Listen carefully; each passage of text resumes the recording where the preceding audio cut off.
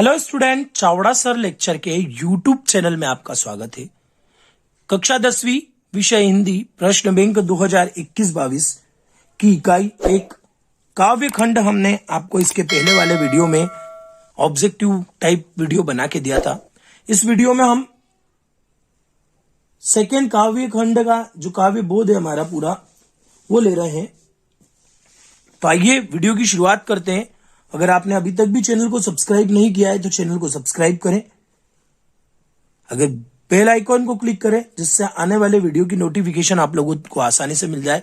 तो आइए शुरुआत करते हैं पार्ट सेकंड इकाई 2 जो प्रश्न बैंक में दे रखी है उसकी। हमारा काव्य बोध 14 नंबर का है। 7 अंक के ऑब्जेक्टिव इसमें से भी आने हैं। दो अंक के क्वेश्चन और एक 3 अंक का क्वेश्चन आना है।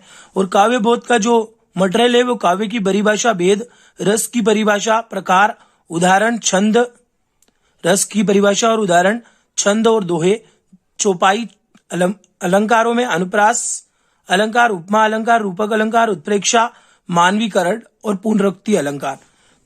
तो इस टाइप से आपकी इसकी ब्लूप्रिंट है। तो आइए शुरुआत करते हैं काव्य बोध की।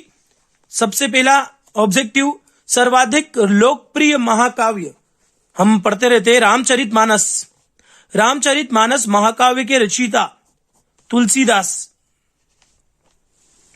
रोद रस का स्थायी भाव, क्रोध। दोहा छंद में मात्राएं होती है 24। चौपाई छंद प्रकार है। चौपाई किस टाइप का छंद है? मात्रिक छंद का प्रकार है। श्रृंगार रस का स्थायी भाव, श्रृंगार रस का स्थायी भाव है रति। अबोला नसानी अब न से हो, पंक्ति में निहित रस भाव है। किसके द्वारा है?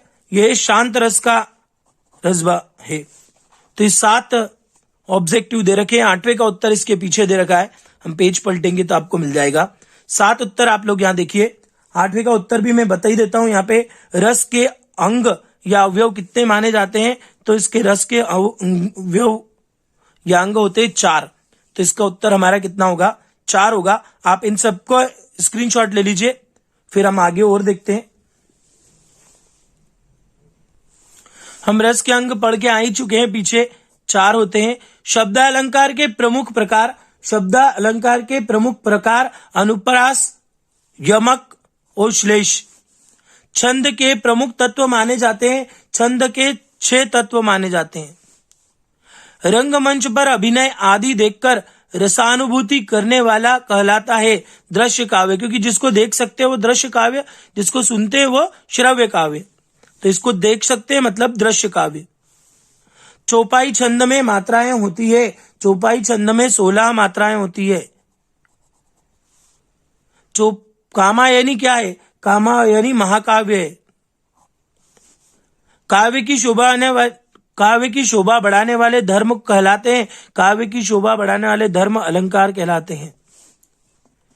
जिससे प्रतिस्थायी भाव उत्पन्न हो, जिसके प्रति स्थायी भाव उत्पन्न होता है वो आलंबन कहलाता है। श्रव्य काव्य के भेद होते हैं। श्रव्य काव्य के 3 भेद होते हैं। रमणीयार्थ प्रतिपादक शब्द काव्यम की परिभाषा किसने दी थी? ये दी थी भरत मुनि ने। रश्मि रथी खंड काव्य की रचना किसने की थी? कवि दिनकर ने। और जिस काव्य में अगले व पिछले गद्यों का पारस्परिक संबंध न हो वो मुक्तक काव्य कहलाता है। तो इनका स्क्रीनशॉट ले लीजिए, फिर हम आगे और लेते हैं। तो हमारे काव्य बोध में 2 जोड़ी दे रखी है। पहली जोड़ी है पृथ्वीराज रासो, ये एक प्रकार का महाकाव्य है। स्थायी भावों की संख्या, स्थायी भावों की जो संख्या होती है वो 33 होती है। महाकाव्य रामचरितमानस। शांत रस का स्थायी भाव निर्वेद और पंचवटी खंड काव्य। दूसरी जोड़ी है जिसका कारण से स्थायी भाव उद्दीप्त होता है, जिसके कारण से स्थायी भाव उद्दीप्त होता है, उद्दीपन विभाव। नायक नायिका का मिलन, श्रृंगार रस। हिंदी का सबसे अधिक लोकप्रिय महाकाव्य रामचरितमानस। रागात्मकता की प्रधानता वाला मुक्तक, गेय मुक्तक और साकेत मैथिली शरण गुप्त की रचना। तो इनका स्क्रीनशॉट आप लोग ले लीजिए। इसके बाद हम एक वाक्य में उत्तर देखते हैं। नायक के संपूर्ण जीवन का चित्रण किस काव्य में मिलता है? महाकाव्य में मिलता है। तो इसका उत्तर आएगा महाकाव्य। जिस काव्य में एक ही सर्ग होता है उसे क्या कहते हैं? जिस काव्य में एक ही सर्ग होता है उसे खंड काव्य कहते हैं। आश्रय के चित्त में उत्पन्न होने वाले अस्थिर मनोविकारों को क्या कहते हैं? अस्थिर मनोविकारों को संचारी भाव कहते हैं।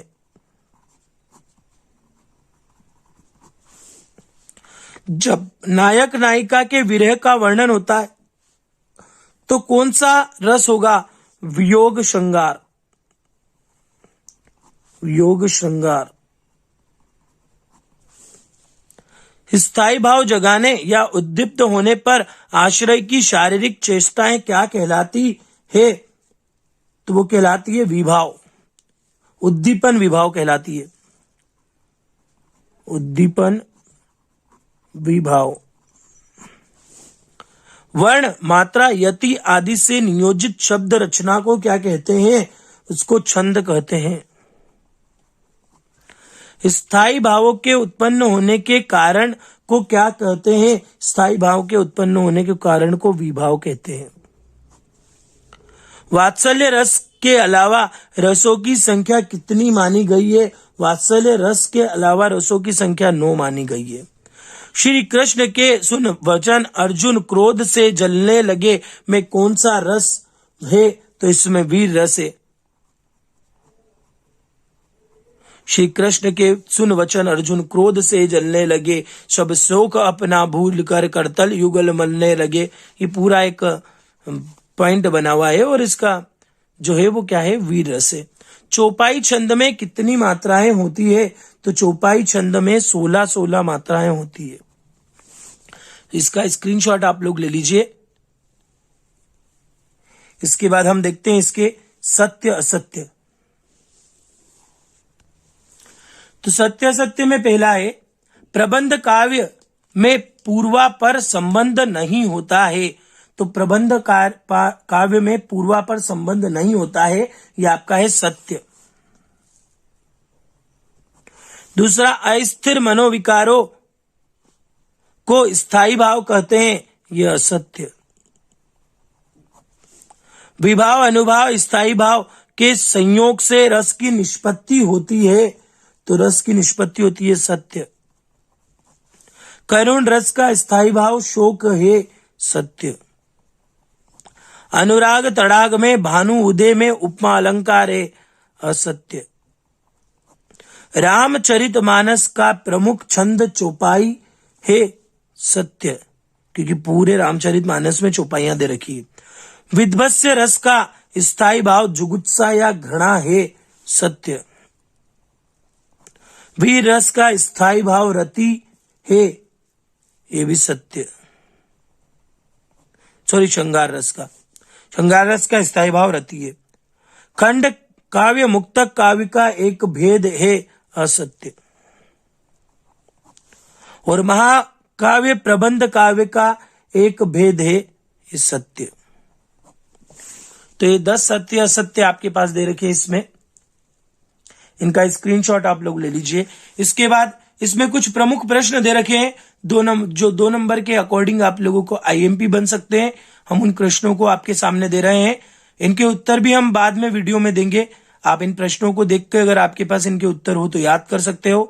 काव्य की परिभाषा, शैली के दृष्टि से काव्य के भेद, प्रबंध काव्य की परिभाषा, इसी प्रकार 18 प्रश्न दे रखे हैं उन्होंने, और 3 अंक के लिए उन्होंने 5 प्रश्न दे रखे हैं।